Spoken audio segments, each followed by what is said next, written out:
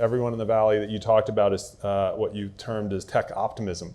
And that's certainly something that we see here. Are there other consistent cultural themes throughout the history of the Valley, or has it been this migration from, yes, it was sort of anti-government right, and then it's kind of anti-government left, and it's always been kind of anti-government, but benefiting from the government? Yeah, but benefiting from the government. Yeah, I mean, this tension has always been present, even in the, go back to the 50s and 60s when you had incredible economic dependence on government spending.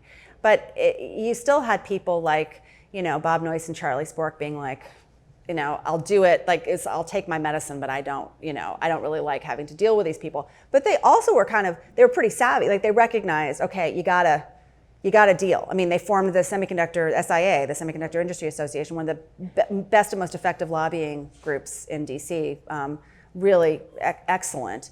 And to advance when there was Japanese competition in the 80s, which I write about in the book, and their lunches getting eaten by this highly subsidized Japanese chip-making industry, they're going to DC and lobbying.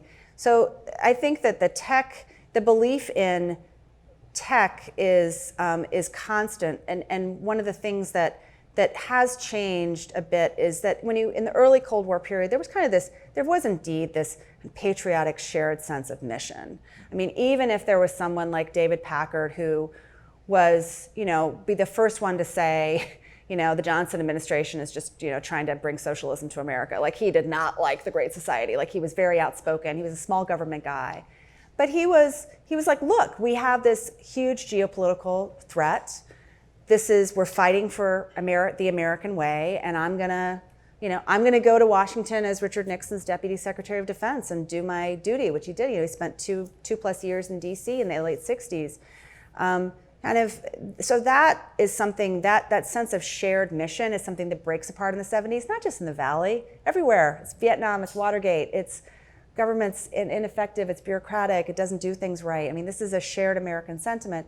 But I think there needs to be a rebuilding of some shared sense of mission. I don't think we necessarily need like a Cold War to do it. I mean, look, Cold War was about building lethal weapons, but we have grand challenges, and they need to have a public sector component and a private sector component. To ask the private sector to be like, okay, you guys fixed your global warming, or even as some people say in Seattle, well, Jeff Bezos should fill the potholes. Like, he's got so much money, No, government should fill the potholes.